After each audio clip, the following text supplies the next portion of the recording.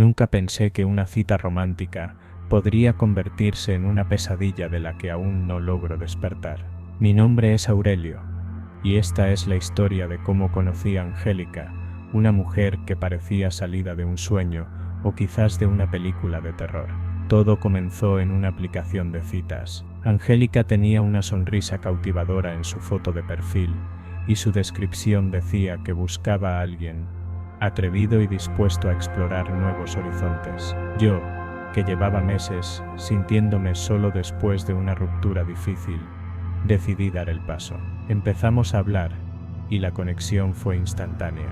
Ella era divertida, inteligente y sobre todo, misteriosa. Después de unos días de conversación, decidimos vernos en persona. El día de la cita, Angélica llegó vestida de negro, con un aire que combinaba elegancia y peligro. Sus ojos verdes parecían penetrar en mi alma, y su voz suave me hipnotizaba. Cenamos en un restaurante pequeño y acogedor, y la conversación fluyó tan bien que, antes de que me diera cuenta, estábamos planeando ir a un hotel cercano.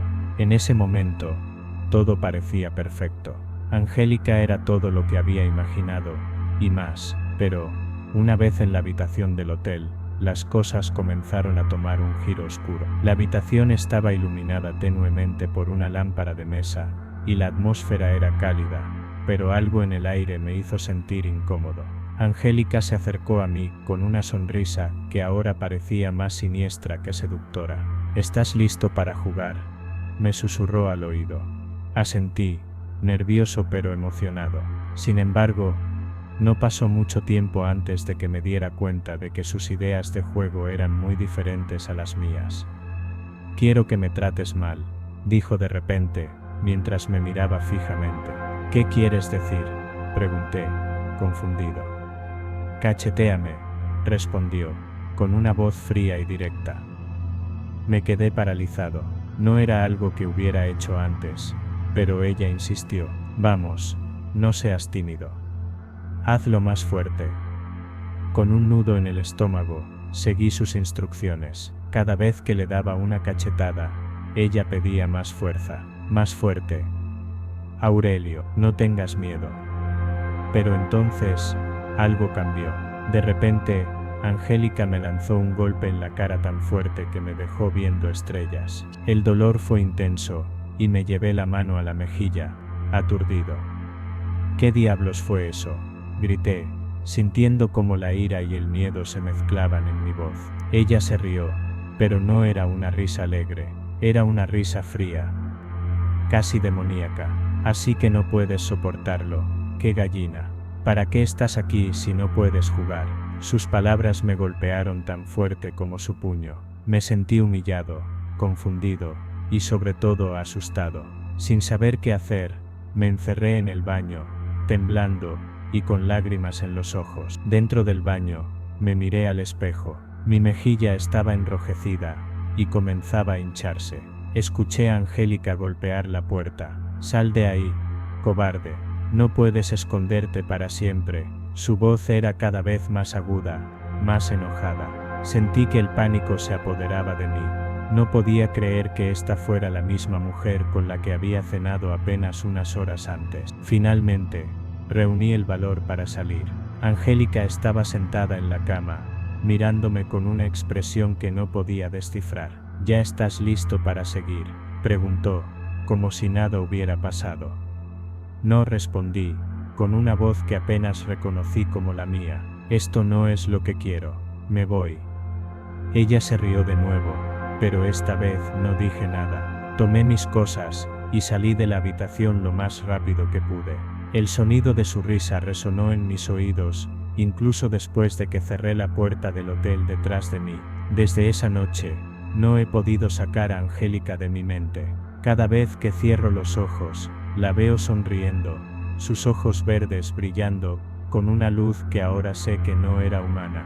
He intentado borrar su número de mi teléfono, pero siempre aparece de nuevo, como si algo o alguien no me permitiera olvidarla. A veces, en medio de la noche, recibo mensajes de texto de un número desconocido. «Todavía tienes miedo, Aurelio», dicen. Sé que es ella, pero no tengo el valor para responder. He intentado contarle a mis amigos lo que pasó, pero no me creen. Una mujer te golpeó. Debes estar bromeando, dicen, riéndose. Pero yo sé la verdad. Sé que Angélica no era una mujer normal. Ahora, cada vez que salgo con alguien nuevo, no puedo evitar sentir un escalofrío cuando me sonríen, porque sé que, detrás de esa sonrisa, podría haber algo oscuro, algo que no quiero volver a encontrar. Angélica me cambió para siempre, y aunque he intentado seguir adelante, sé que su sombra siempre estará ahí, acechándome, recordándome que algunas pesadillas no terminan cuando despiertas. Hace unas semanas, recibí una notificación en la aplicación de citas, donde la conocí. Era un mensaje de un perfil nuevo, sin foto. Decía, listo para otra ronda gallina. Lo borré de inmediato, pero no pude evitar sentir que ella está cerca, esperando el momento adecuado para volver a mi vida. Y esta vez, no sé si podré escapar.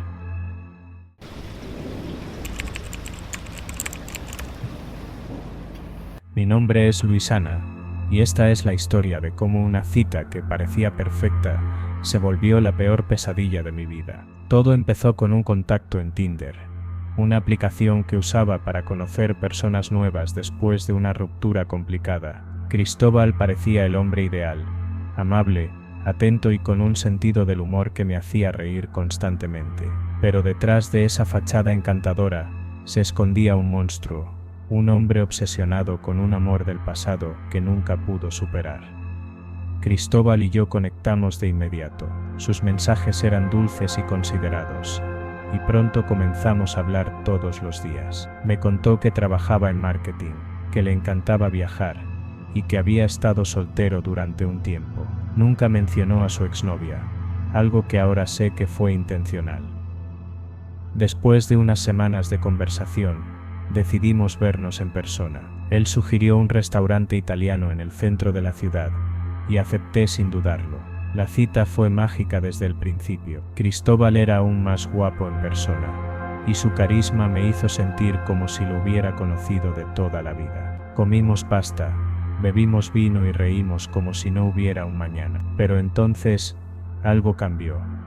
Después de la cena, Cristóbal insistió en llevarme a casa en su auto.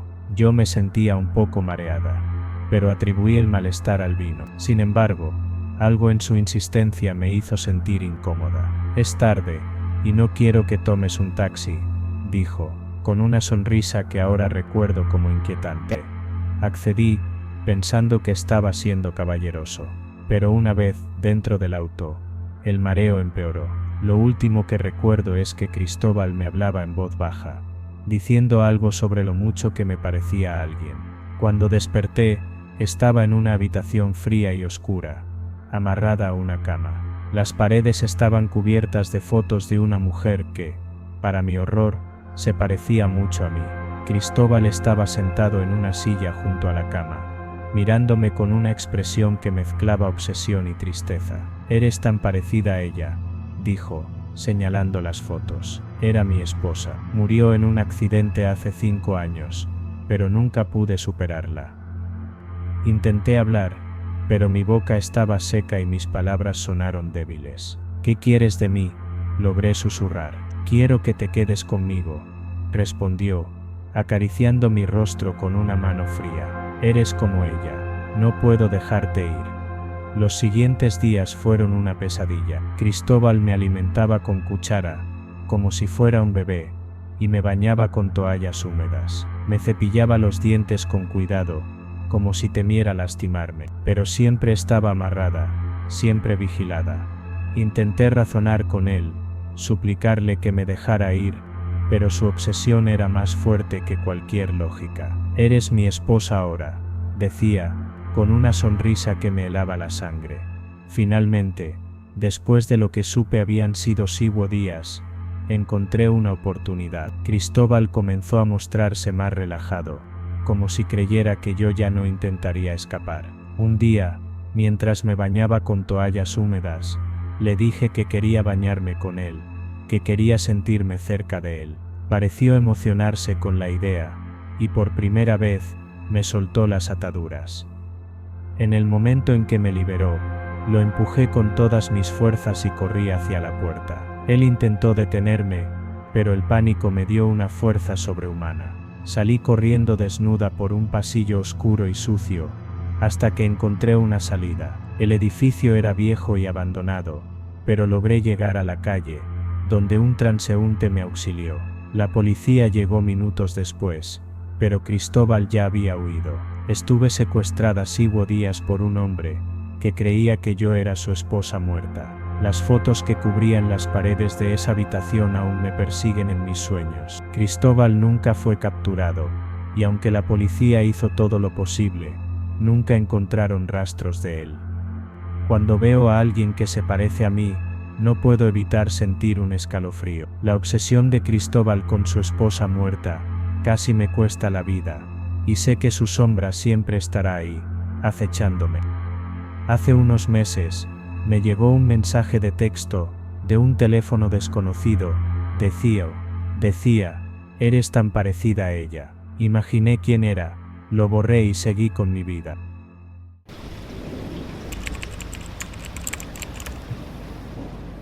Me llamo Araceli, y te cuento de cómo una cita normal fue una total experiencia que me dejó traumatizada. Hubo una conexión en Tinder, donde conocí a Heriberto, un hombre que parecía tener todo lo que buscaba, inteligente, amable y con un amor por los animales que resonaba con el mío. Ambos compartíamos una pasión por los gatos, y eso fue lo que nos unió al principio. Sin embargo, lo que descubrí en su casa durante nuestra segunda cita fue algo que jamás podré olvidar. Heriberto y yo conectamos de inmediato. Sus mensajes eran interesantes y llenos de detalles sobre su trabajo como patólogo. Me contó que trabajaba con cadáveres, algo que me pareció fascinante, aunque un poco macabro. Pero lo que más me llamó la atención fue su amor por los gatos. Hablábamos durante horas sobre nuestras mascotas, y él siempre mencionaba a su gato, Tobito, con un cariño especial. Tobito era mi compañero, me dijo una vez. Era más que una mascota, era mi familia. En ese momento, no pensé nada malo, simplemente asumí que Tobito había fallecido y que Heriberto lo extrañaba, como cualquiera extrañaría a un ser querido. Nuestra primera cita fue en el cine. Vimos una película de terror, lo cual fue irónico considerando lo que vendría después. Heriberto era encantador, divertido, atento y con un sentido del humor un poco oscuro que me hizo reír. Salí de esa cita sintiendo que había encontrado a alguien especial. Fue durante nuestra segunda cita cuando las cosas comenzaron a tomar un giro extraño. Heriberto me dijo que tenía algo especial que mostrarme, pero que debía ir a su casa para verlo. Es algo que solo puedo enseñarte allí, me dijo con una sonrisa misteriosa. Aunque sentí un pequeño escalofrío, decidí confiar en él. Después de todo, nuestra primera cita había ido bien, y no había señales de que fuera peligroso. Además, recordé lo mucho que habíamos hablado de Tobito, su gato, y pensé que tal vez quería mostrarme algo relacionado con él. Cuando llegué a su casa, todo parecía normal. Era un lugar modesto pero acogedor, con fotos de gatos en las paredes y un ambiente cálido. Sin embargo, algo en el aire me hizo sentir incómoda. Ven, te quiero mostrar algo, dijo Heriberto, llevándome a un cuarto al final del pasillo. Abrió la puerta, y lo que vi me dejó sin palabras. El cuarto estaba iluminado por velas que parpadeaban suavemente. En el centro de la habitación había un altar enorme, decorado con fotos de Tobito, juguetes para gatos y flores secas. Pero lo que más me impactó fue lo que estaba en el centro del altar, una caja de cristal que contenía el cuerpo momificado de Tobito. El gato estaba perfectamente conservado, como si estuviera durmiendo. Sus ojos estaban cerrados y su pelaje parecía intacto.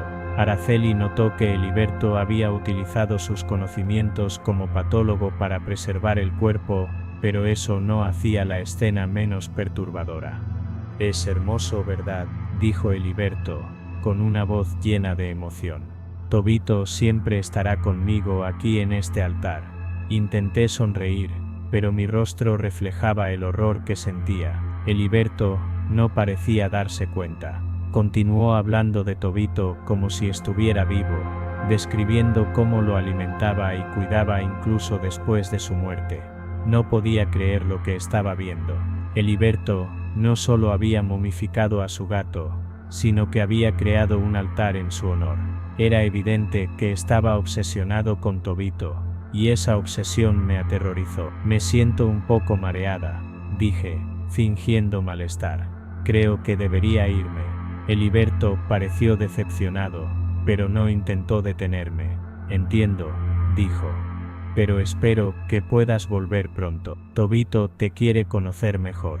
Esas palabras me hicieron correr hacia la puerta. Salí de su casa lo más rápido que pude, sin mirar atrás. Desde esa noche, no he podido sacar de mi mente la imagen del altar y el cuerpo momificado de Tobito.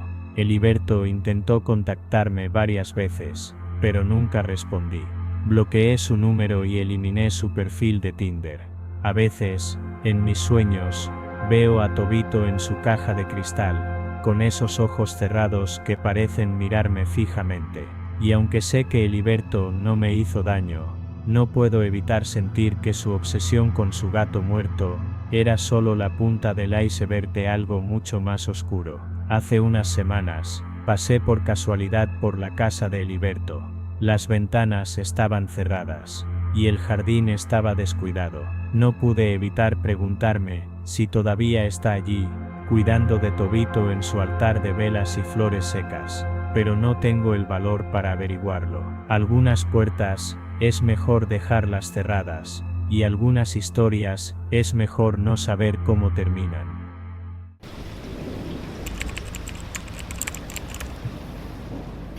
Hola,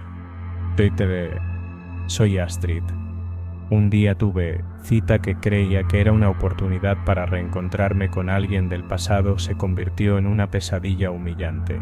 Estaba distraída en una aplicación de citas, donde conocí a Luis Manuel, un hombre que parecía amable, divertido y con un interés genuino en mí. Lo que no sabía en ese momento era que Luis Manuel era mi excompañero de secundaria, uno de los que me hacían bullying y me llamaban Peppa Pig por mi peso. Aunque al principio no lo reconocí, pronto descubrí que algunas personas nunca cambian. Luis Manuel y yo comenzamos a hablar en la aplicación de citas. Sus mensajes eran dulces y atentos, y me hizo sentir especial desde el principio. Me contó que trabajaba en marketing, que le encantaba salir de fiesta, y que estaba buscando a alguien con quien compartir momentos divertidos. Nunca mencionó que me conocía de antes, algo que ahora sé que fue intencional.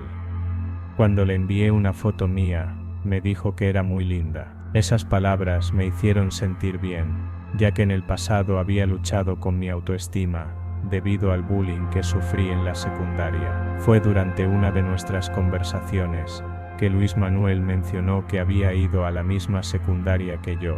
Astrid, espera, eras tú, dijo, como si acabara de recordar. Me quedé en silencio por un momento, tratando de procesar la información.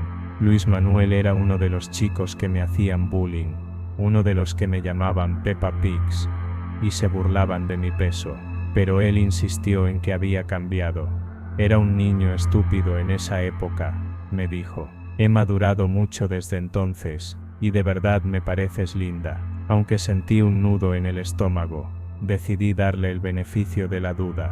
Después de todo, todos merecemos una segunda oportunidad, ¿verdad? Luis Manuel me invitó a una fiesta de disfraces, como nuestra primera cita. Me emocioné, pensando que sería una oportunidad para divertirme y conocer a sus amigos. Me dijo que todos iban a ir disfrazados, así que me esmeré en conseguir un traje que fuera divertido y original. Elegí un disfraz de cerdo rosa, con orejas y todo, pensando que sería gracioso y apropiado para la ocasión. Pero cuando llegué a la fiesta, me di cuenta de que algo andaba mal. Nadie más estaba disfrazado.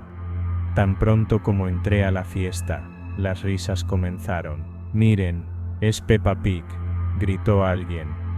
Y todos se rieron. Luis Manuel estaba entre ellos, riéndose como si fuera la cosa más graciosa del mundo. El dolor y la humillación me golpearon como un puñetazo en el estómago. Me di cuenta de que todo había sido una trampa, una broma cruel para burlarse de mí una vez más. Intenté sonreír y actuar como si no me importara, pero las lágrimas comenzaron a brotar. Me encerré en el baño, sintiendo que el mundo se derrumbaba a mi alrededor. En el baño, miré mi reflejo en el espejo. El disfraz de cerdo rosa que tanto me había emocionado usar ahora me hacía sentir como una payasa. Pero entonces, algo dentro de mí cambió. Decidí que no iba a dejar que Luis Manuel y sus amigos se salieran con la suya. Si querían reírse de mí, les daría algo de qué reírse. Con un nudo en el estómago, hice algo que nunca antes había hecho: defequé en un envase que encontré en el baño. Luego, salí de allí con el envase en la mano, directo hacia Luis Manuel. «¿Te gusta reírte de mí, Luis?», le dije, con una voz que temblaba de rabia. «Pues ríete de esto». Y le lancé los restos de heces en la cara. El silencio que siguió fue ensordecedor. Luis Manuel se quedó paralizado, con la cara cubierta de heces, mientras sus amigos lo miraban en shock. Luego, la rabia lo consumió. «¡Maldita perra!», gritó, avanzando hacia mí con los puños apretados. Pero antes de que pudiera tocarme, sus amigos lo detuvieron. «Basta, Luis», dijo uno de ellos. «Esto ya se salió de control». Luis Manuel me miró con odio, pero no hizo nada más. «Lárgate de aquí», me dijo, con una voz que temblaba de rabia. Y así lo hice. Salí de la fiesta con la cabeza en alto, sintiendo una mezcla de alivio y satisfacción. Desde esa noche, no he vuelto a saber de Luis Manuel. Sé que lo que hice fue extremo, pero en ese momento, fue la única forma en que pude defenderme. A veces, en mis sueños, veo su cara cubierta de heces, y me pregunto si habré ido demasiado lejos. Pero luego recuerdo el dolor y la humillación que sentí, y sé que no me arrepiento. Recibí notificaciones en la aplicación de citas con mensajes que dicen decía: «Eres una loca». Quité la aplicación, y todo acabó. De igual forma, no pude evitar sentir que Luis Manuel está ahí afuera, esperando el momento adecuado para volver a mi vida.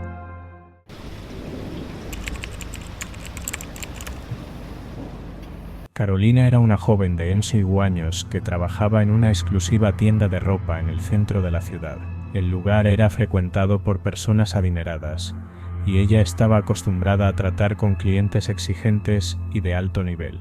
Sin embargo, nunca había conocido a alguien como Alessio. Alessio era un hombre misterioso, de unos 7 años, siempre impecablemente vestido con trajes hechos a medida. Tenía una presencia imponente, con mirada penetrante, y una sonrisa que, aunque amable, escondía algo que Carolina no podía descifrar. Él comenzó a visitar la tienda con frecuencia, siempre buscando prendas costosas y exclusivas. Con el tiempo, empezaron a conversar más, y Alessio parecía genuinamente interesado en ella. Le hacía preguntas sobre su vida, sus sueños y sus gustos, y Carolina, aunque cautelosa al principio, comenzó a sentirse halagada por la atención de un hombre tan distinguido. Una tarde, después de que Alessio realizara una compra particularmente grande, se acercó a Carolina con una propuesta inesperada. «Carolina, eres una mujer encantadora. Me gustaría invitarte a salir. Tengo un lugar especial en mente, un sitio donde solo van personas de cierto nivel.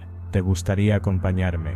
Carolina, sorprendida pero emocionada, aceptó. Alessio le pidió que se vistiera de manera discreta, con un abrigo y ropa que la mantuviera tapada. «Es un lugar muy exclusivo», le dijo, «y prefiero que no llames demasiado la atención». El día de la cita, Alessio envió un lujoso automóvil con chofer para recoger a Carolina. El viaje fue largo, casi 2 horas, durante las cuales Alessio la mantuvo entretenida con historias fascinantes sobre sus viajes y su vida llena de lujos. Carolina estaba encantada, pero no podía evitar notar que el paisaje se volvía cada vez más desolado. Finalmente, Llegaron a una enorme finca rodeada de un bosque denso y oscuro. La propiedad era impresionante, con una arquitectura que parecía sacada de otra época. Sin embargo, algo en el ambiente le causó escalofríos. Al entrar, Carolina se sintió abrumada por la opulencia del lugar. Las paredes estaban decoradas con obras de arte extravagantes,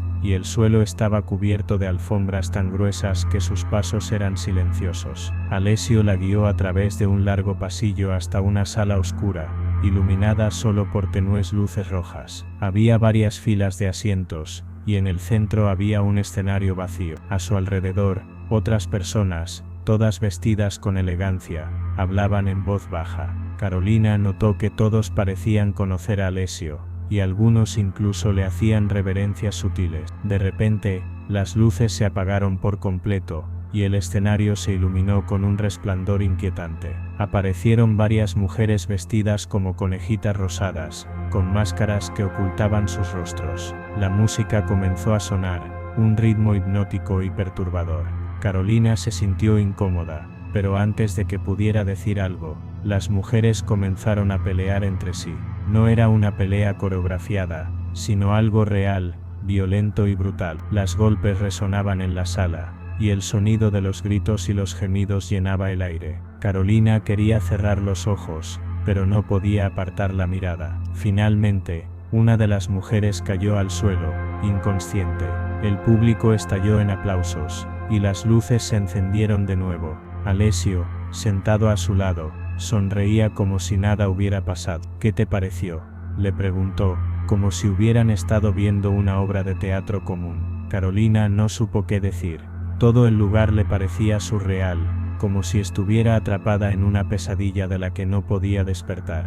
Decidió ir al baño para tomar un respiro. Una vez allí, se encontró con un mesero que parecía tan incómodo como ella. Por favor, le susurró, necesito salir de aquí. ¿Puedes decirme dónde está la salida? El mesero la miró con compasión y le dijo, mira, no puedo hacer mucho, pero tengo un compañero que te puede llevar en su moto hasta el pueblo más cercano. Después de eso, tendrás que arreglártela sola. Carolina asintió, agradecida. El mesero la llevó por una puerta trasera, donde un hombre con una moto la esperaba. Sin preguntar, subió y se aferró a él mientras se alejaban a toda velocidad de la finca. El viento frío le golpeaba el rostro, pero Carolina no podía dejar de temblar. Cuando llegaron a un pequeño pueblo, el hombre la dejó en una estación de autobuses. Ten cuidado, le dijo antes de irse. Carolina nunca volvió a ver a Alessio. Renunció a su trabajo al día siguiente, y se mudó a otra ciudad. Nunca supo exactamente qué era aquel lugar, ni qué había detrás de aquel espectáculo macabro. Pero cada vez que recordaba esa noche, sentía un frío en el pecho, que no podía explicar, y aunque trataba de convencerse de que todo había sido una pesadilla, sabía que algo oscuro y siniestro había estado a punto de atraparla para siempre.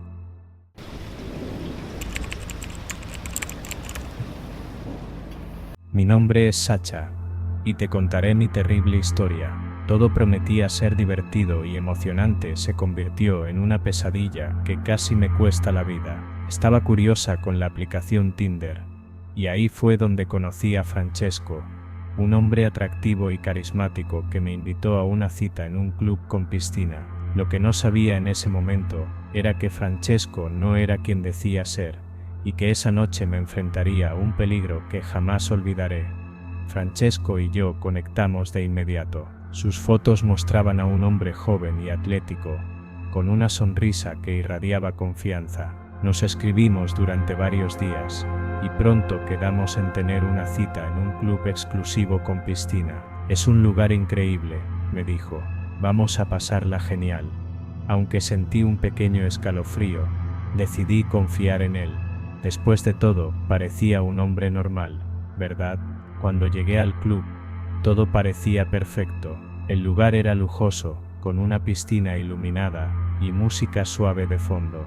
Francesco me recibió con una sonrisa y me llevó a una mesa cerca de la piscina. Comimos y bebimos, y por un momento me sentí como en un sueño. Pero entonces, algo cambió. De repente, me di cuenta de que el club estaba vacío. No había nadie más en la piscina, ni en las mesas cercanas. Francesco parecía no notarlo. O tal vez no le importaba. «Vamos a nadar», me dijo, con una sonrisa que ahora me pareció inquietante. Aunque sentí un nudo en el estómago, decidí seguirle el juego. Después de todo, ¿qué podía salir mal? Entramos a la piscina, y el agua estaba fría pero refrescante. Francesco se acercó a mí y me besó, pero algo en su beso me hizo sentir incómoda. De repente, sin previo aviso, me agarró de la cabeza y la hundió bajo el agua. Intenté luchar, pero él era más fuerte. El agua me rodeó y sentí que me faltaba el aire. En cuestión de segundos, todo se volvió oscuro. Pero entonces, escuché una voz. «Señor, eso es una broma». «¿No?», dijo una voz masculina. Francesco me soltó, y yo salí a la superficie, tosiendo y luchando por respirar. El empleado del club estaba parado al borde de la piscina, mirándonos con una expresión extraña. «Ayúdeme», le grité, con lágrimas en los ojos. Él intentó ahogarme. El empleado miró a Francesco, quien solo se rió. «Es solo una broma», dijo, con una sonrisa que me heló la sangre. El empleado parecía estar de su lado. «Señorita, ¿necesita que llame a alguien?», me preguntó, con una voz que sonaba más a advertencia que a preocupación. El empleado me ayudó a salir de la piscina y me llevó al baño para que me cambiara. Mientras me secaba, me explicó la verdad sobre Francesco. «El joven Francesco es el hijo del dueño», me dijo, con una voz llena de compasión. «Suele venir aquí drogado y traer chicas como usted. Por favor, no regrese». El horror me paralizó. No podía creer lo que estaba escuchando. Francesco no era solo un hombre peligroso, sino que también tenía el poder de hacer lo que quisiera en ese lugar. Después de cambiarme, el empleado me acompañó hasta la salida. «Por favor, no regrese», me dijo de nuevo, con una voz que sonaba a advertencia. No necesité que me lo repitiera. Salí del club lo más rápido que pude, con el corazón latiendo fuerte, y la certeza de que había escapado de algo mucho más oscuro de lo que podía imaginar. Desde esa noche, no he podido olvidar lo que viví. Francesco intentó contactarme varias veces, pero nunca respondí. Bloqueé su número y eliminé su perfil de Tinder. A veces, en mis sueños, veo su rostro sonriendo mientras me hundía en el agua, y aunque sé que no me hizo daño físico, el trauma de esa experiencia me ha dejado marcada para siempre. Hace unos días, recibí una notificación, una llamada de un número desconocido. Decía: «La piscina te extraña». Me asusté muchísimo, percino, y enseguida pensé que era el loco de Francesco buscando de atacarme de nuevo.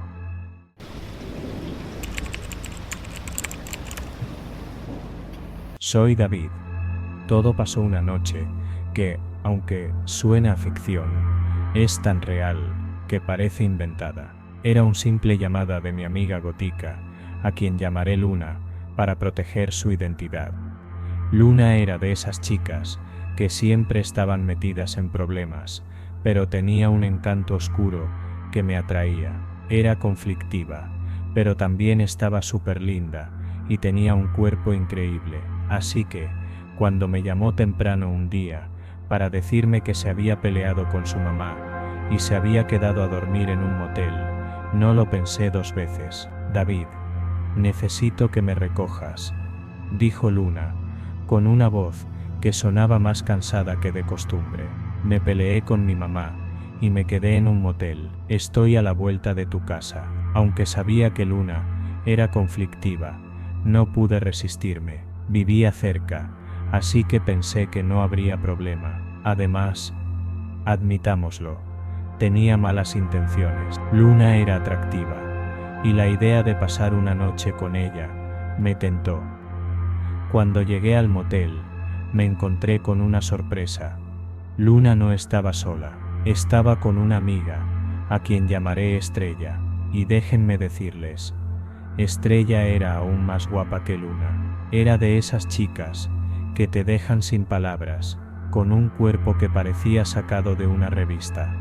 En ese momento, pensé, Dios gracias, no estaba listo para esto, pero al tonto ni Dios lo quiere. Sentí que todo estaba hablado, que la noche iba a ser más interesante de lo que había imaginado. Pero entonces, las cosas tomaron un giro inesperado. Luna y Estrella me preguntaron si tenía coca.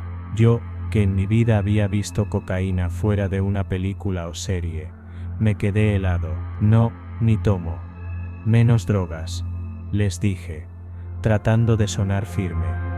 Pero ellas no se dieron por vencidas. Vamos a llamar al que la vende, dijo Luna, con una sonrisa que ahora me pareció inquietante. No pasó mucho tiempo antes de que llegara el dealer.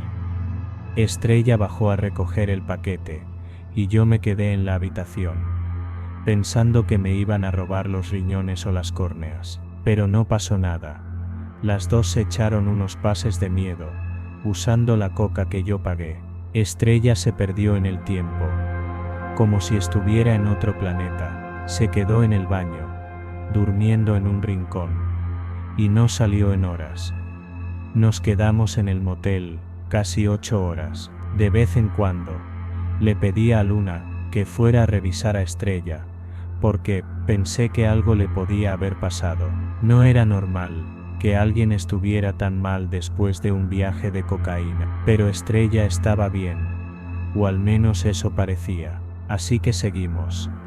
No fue como en las películas, no hubo romanticismo, ni momentos de pasión desenfrenada, pero hubo sexo, y fue bueno. Luna me trató bien, y por un momento, me olvidé de todo lo que había pasado. Cuando amaneció, me sentí como si hubiera vivido una película. Había gastado un montón de plata en el motel, la coca, los condones y la comida, pero, en cierto modo lo valió. Tuve sexo, y Luna me trató bien. Sin embargo, no pude evitar sentir un vacío en el estómago. La noche había sido una montaña rusa de emociones. Alegría, miedo por mis órganos, y la sensación de que había cruzado una línea que nunca debí cruzar. Al día siguiente, dejé a Luna y a Estrella en el motel. No hablamos mucho de lo que había pasado, pero sabía que esa noche había cambiado algo entre nosotros.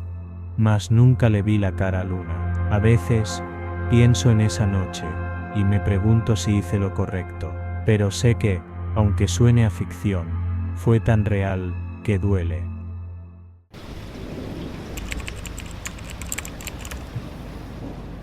Soy Celia, pero mis amigos me dicen Celi, y tengo 7 años. Esta es la historia de mi primera cita con Claudio, hace un año. Un chico de Atare en Suecia.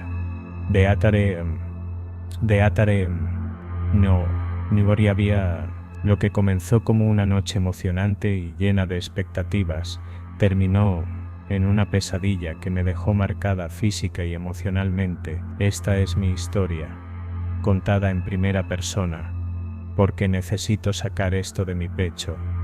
Claudio y yo nos conocimos en la universidad. Él era un chico carismático, divertido y con una sonrisa que podía iluminar cualquier habitación. No tardamos mucho en empezar a hablar, y después de unas semanas de conversaciones y coqueteos, me invitó a salir.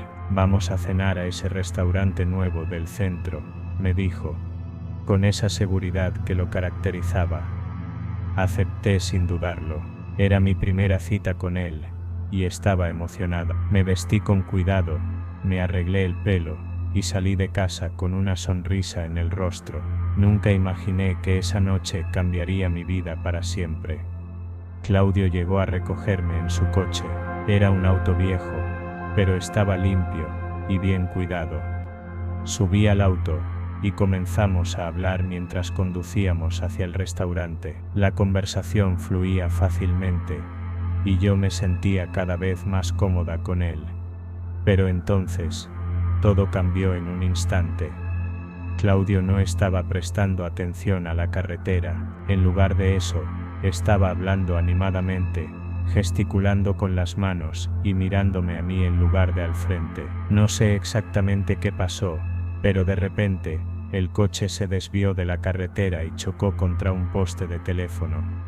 El impacto fue brutal. El sonido del metal chocando contra el poste aún resuena en mis oídos. Sentí como mi cuerpo era lanzado hacia adelante, y luego todo se volvió negro. Cuando recuperé la conciencia, estaba en la ambulancia. Mi cabeza latía con un dolor insoportable, y sentía que algo caliente y húmedo corría por mi cara. Sangraba mucho, y el dolor era tan intenso, que apenas podía mantener los ojos abiertos. Claudio estaba a mi lado, con rasguños y moretones, pero aparentemente ileso. Me tomó de la mano, y me dijo que todo iba a estar bien, pero yo no podía evitar sentirme asustada y confundida. Pasamos la noche en urgencias. Los médicos me atendieron de inmediato.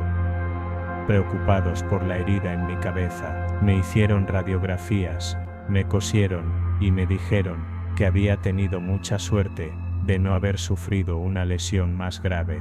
Claudio, por su parte, solo necesitó unas vendas para sus rasguños, pero lo peor no fue el accidente en sí, sino lo que vino después. La familia de Claudio llegó al hospital, y en lugar de preocuparse por mi estado, me culparon de todo. Su madre, una mujer de mirada fría y voz cortante, me gritó que yo había distraído a su hijo, que todo era mi culpa. «Eres una irresponsable», me dijo, señalándome con el dedo. «Mi hijo nunca habría tenido un accidente si no fuera por ti». Intenté defenderme, pero las palabras no me salían. Estaba demasiado débil, demasiado asustada. Claudio intentó calmarla, admitiendo que había sido su culpa por no prestar atención, pero su familia no quiso escuchar. «Vamos a demandarte», me dijo su padre, con una voz que heló mi sangre. «Vas a pagar por esto». Aunque Claudio admitió su culpa y trató de defenderme, nunca recibí una disculpa de su familia. De hecho, nunca volví a verlos después de esa noche. Claudio y yo hablamos un par de veces más, pero nuestra relación nunca fue la misma. Él me dijo que lo sentía, que nunca quiso que pasara nada de eso, pero no podía evitar sentir que algo se había roto entre nosotros. La confianza que había comenzado a construir se desvaneció, y con ella, cualquier posibilidad de que nuestra relación progresara.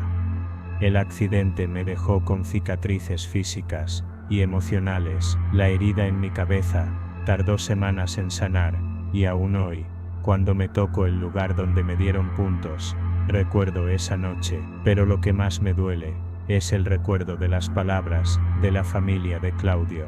Esas palabras me persiguen, como un eco que no se desvanece. Me hicieron sentir culpable por algo que no fue mi culpa, y eso es algo que no puedo perdonar. Hace unos meses, recibí un mensaje de Claudio. Decía que lo sentía, que nunca debió dejar que su familia me tratara así, pero ya era demasiado tarde. No respondí. ¿Qué habría pasado si las cosas hubieran sido diferentes? Pero sé que no hay vuelta atrás. Lo único que puedo hacer es seguir adelante, con la esperanza de que algún día las cicatrices, tanto físicas como emocionales, sanen por completo. Hace unas semanas, pasé por el lugar del accidente. El poste de teléfono aún está ahí, con una marca en la base, donde el coche de Claudio chocó. Me detuve, por un momento, mirando esa marca, y sentí un escalofrío recorrer mi espalda, pero no me quedé mucho tiempo. Di media vuelta, y me fui, con la determinación de dejar esa noche en el pasado, donde pertenece.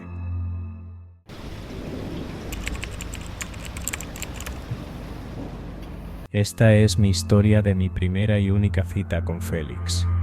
Un chico que conocí en una aplicación de citas. En principio era como una noche llena de expectativas, pero terminó en un desastre que jamás olvidaré. Soy Alejandra, y necesito sacar esto de mi pecho. Félix y yo nos conocimos en una aplicación de citas. Era un chico atractivo, con una sonrisa encantadora, y un sentido del humor que me hacía reír constantemente. Después de unas semanas de conversación, decidimos vernos en persona. Vamos a cenar a ese restaurante nuevo del centro, me dijo, con esa seguridad que lo caracterizaba.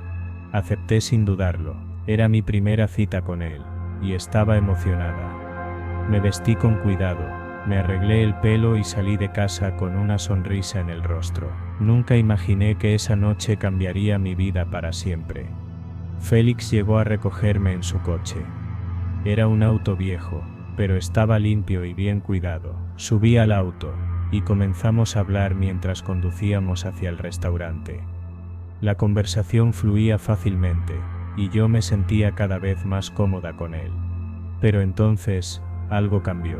Félix comenzó a actuar de manera extraña. Su habla se volvió más lenta, y sus movimientos eran torpes. Al principio pensé que estaba nervioso, pero pronto me di cuenta de que algo andaba mal.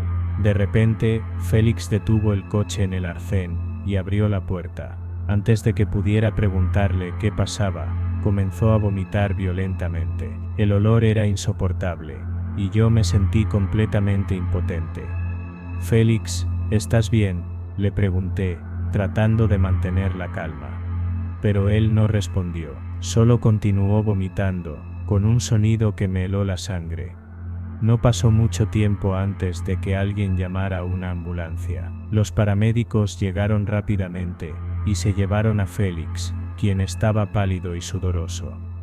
¿Puedes venir con nosotros?, me preguntó uno de los paramédicos. Asentí, sin saber qué más hacer. Me senté en el asiento delantero de la ambulancia, sintiendo cómo el miedo y la confusión se apoderaban de mí. En el hospital, los médicos diagnosticaron a Félix con intoxicación alcohólica. No sé de dónde venía, pero estaba claro que había bebido mucho antes de nuestra cita. Mientras esperaba en la sala de espera, no podía evitar sentirme enojada y decepcionada. ¿Cómo podía alguien arruinar una cita de esa manera? No hubo segunda cita. Félix nunca se disculpó por lo que pasó, y yo no tuve el valor para confrontarlo. Simplemente, dejé que nuestra relación se desvaneciera, como si nunca hubiera existido. Desde esa noche, no he podido olvidar lo que viví. El recuerdo de Félix vomitando en el arcén aún me persigue, como un eco que no se desvanece.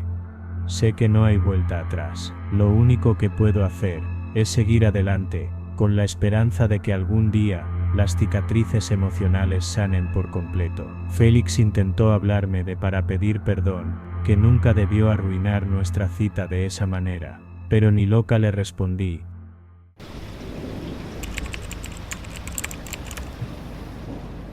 Mi nombre es Leonardo, y esta es la historia de una noche que jamás podré olvidar. Tenía yo 9 años, y en ese entonces estaba completamente enamorado de Adriana, una mujer mayor que yo, de unos 9 años. Ella trabajaba como niñera en una casa grande y antigua, cuidando a un niño pequeño. Aunque sabía que no era correcto, ambos decidimos tener una cita en esa casa mientras el niño dormía. Lo que no sabíamos era que esa noche nos enfrentaríamos a algo mucho más aterrador que el miedo a ser descubiertos.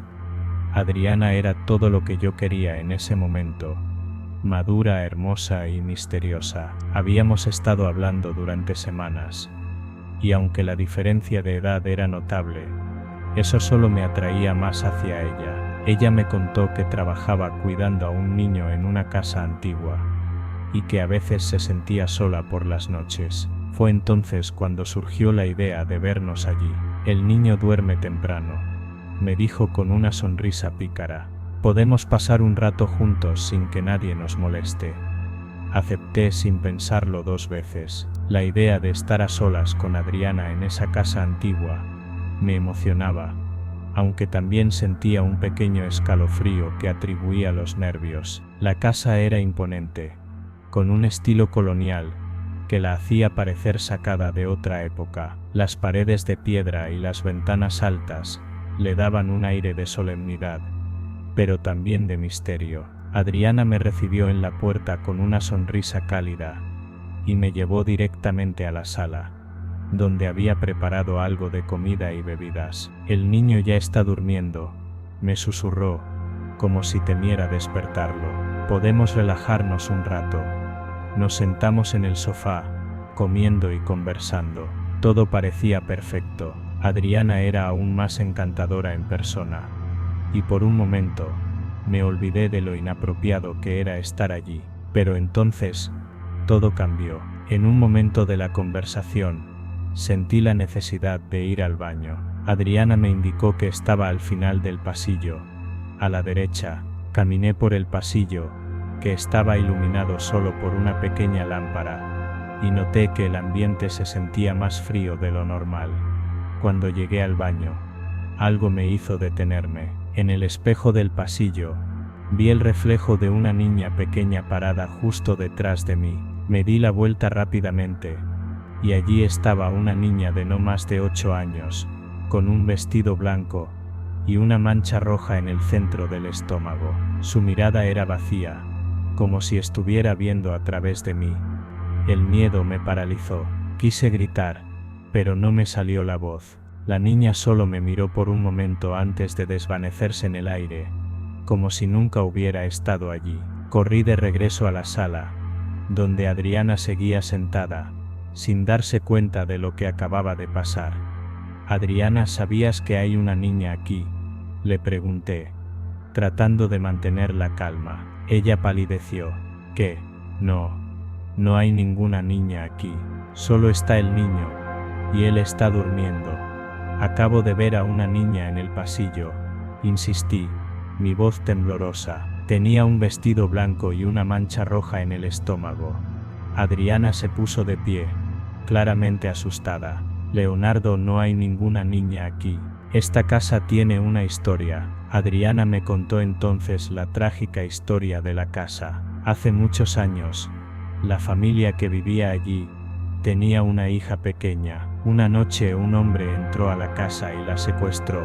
La encontraron días después, dentro de la misma casa, acuchillada en el estómago. Desde entonces se decía que el fantasma de la niña rondaba por los pasillos, buscando justicia o quizás simplemente descanso.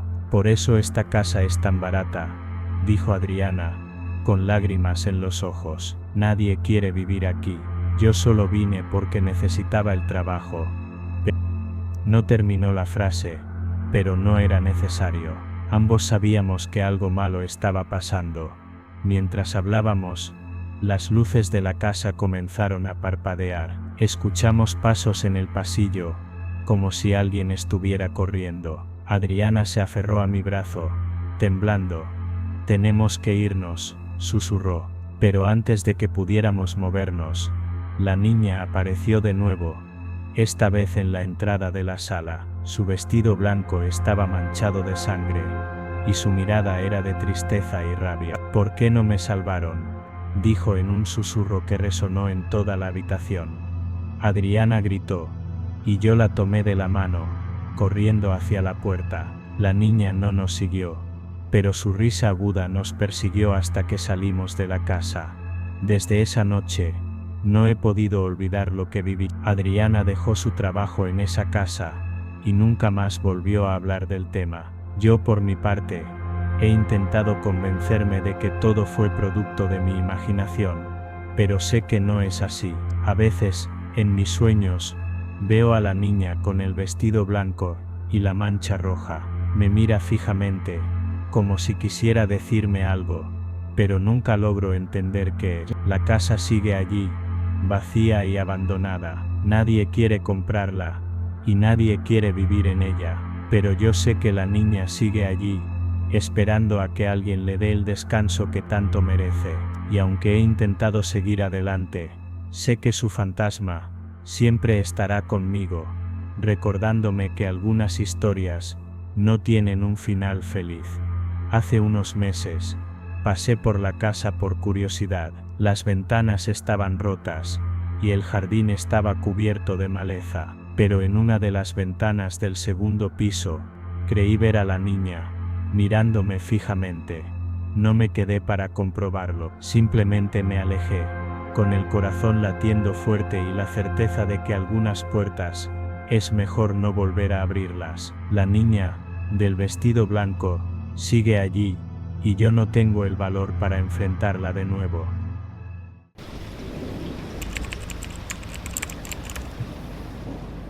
Hola, ¿qué tal? Soy Emiliano y soy gandolero. Mi vida no ha sido fácil. Las largas horas en la carretera, la soledad y la falta de conexiones sentimentales me habían llevado a una rutina gris y monótona. No tenía mucho éxito con las mujeres y mi vida sexual era casi inexistente. Pero todo cambió la noche que conocí a Elena María, una mesera de un puesto de comida en la carretera. Esa noche, lo que comenzó como una cita inusual, se convirtió en una pesadilla que jamás olvidaré. Fue en una de esas paradas rutinarias, en un puesto de comida, junto a la carretera, donde la vi por primera vez. Elena María era una mujer de sonrisa cálida y mirada penetrante. Llevaba un delantal manchado de salsa y un pañuelo en el pelo, pero su belleza natural era innegable. Nos miramos, y algo en ella me atrajo de inmediato. Hablamos un rato mientras yo comía, y descubrimos que ambos estábamos cansados de la monotonía de nuestras vidas. Ella me contó que soñaba con viajar, con conocer nuevos lugares, pero que su trabajo la mantenía atada a ese puesto de comida. Fue entonces cuando, en un arranque de valentía, le propuse algo que nunca antes había hecho. ¿Por qué no te vienes conmigo esta noche?, le dije, tratando de sonar seguro. Podemos conocernos mejor, y será divertido estar dentro de la gandola. Te prometo que será una cita diferente. Ella dudó por un momento, pero finalmente aceptó con una sonrisa coqueta. Está bien, Emiliano, pero si me aburro, me bajo en la siguiente parada, dijo riendo. Esa noche, Elena María subió a mi gandola. El interior era modesto, pero ella parecía emocionada por la aventura. Encendí la radio y comenzamos a conversar mientras recorríamos la carretera. Ella me contó historias de su vida y yo le hablé de mis viajes. Por un momento, me sentí vivo de una manera que no había experimentado en años. Pero entonces, algo cambió. En medio de la carretera, una densa niebla comenzó a envolvernos. Bajé la velocidad, tratando de ver a través del velo blanco que parecía no tener fin. Elena, en un intento de aliviar la tensión, se puso coqueta y comenzó a tocarme el brazo, jugueteando conmigo. Relájate, Emiliano, me dijo con una sonrisa. Es solo niebla. Pero antes de que pudiera responder, algo apareció en medio de la carretera. Era un ave negra, enorme y extraña. No parecía de este mundo. Sus ojos brillaban con una luz rojiza, y sus alas eran tan grandes que bloqueaban el camino. ¿Qué diablos es eso?, grité, frenando bruscamente. Elena se sintió mareada de repente. No me siento bien, murmuró, abriendo la puerta para vomitar. Mientras ella se inclinaba, fuera de la gandola, escuchamos ruidos extraños, susurros que parecían venir de todas direcciones, risas lejanas y gemidos de dolor. El ave negra nos observó por un momento antes de desvanecerse en la niebla, como si nunca hubiera estado allí. Continuamos nuestro camino, ambos sudando de miedo. Elena estaba pálida y temblorosa, y yo no podía sacar de mi mente la imagen del ave negra. Decidimos parar en un motel cercano para recuperarnos. Fue allí donde escuchamos la historia. El dueño del motel, un hombre mayor con una mirada sombría, nos preguntó de dónde veníamos. Cuando le mencionamos la carretera y la niebla, su expresión se endureció. Ah, pasaron por la curva de la Suicida Negra, dijo, con un tono grave. ¿La qué?, pregunté, confundido. El hombre nos contó entonces la trágica historia de una mujer que había vivido en la zona hace muchos años. Su esposo era gandolero, como yo, y la engañaba constantemente durante sus viajes. La mujer, desesperada por el dolor y la humillación, decidió terminar con su vida de la manera más dramática posible. Se lanzó frente a los camiones en esa curva de la carretera. Desde entonces, se decía que su espíritu se había convertido en un ave negra gigante, que aparecía en medio de la niebla, para atormentar a los gandoleros infieles, o a aquellos que se atrevían a acercarse a su territorio. Si intentas espantarla, o acercarte demasiado, verás el espíritu de la mujer, nos advirtió el dueño del motel, y eso es algo que nadie quiere ver. Esa noche, no pudimos dormir. Elena y yo, nos quedamos en la habitación del motel, hablando en voz baja, sobre lo que habíamos vivido. Aunque no éramos pareja, el miedo nos unió de una manera extraña. Al día siguiente, decidimos continuar nuestro viaje, pero evitando esa carretera, a toda costa. Elena bajó en la siguiente parada, prometiéndome que nos mantendríamos en contacto, pero algo había cambiado entre nosotros. Desde entonces, cada vez que paso por una carretera solitaria, o veo niebla en el horizonte, no puedo evitar recordar el ave negra, y la historia de la suicida negra. A veces, en mis sueños, veo a la mujer, con su rostro lleno de dolor y rabia, mirándome fijamente.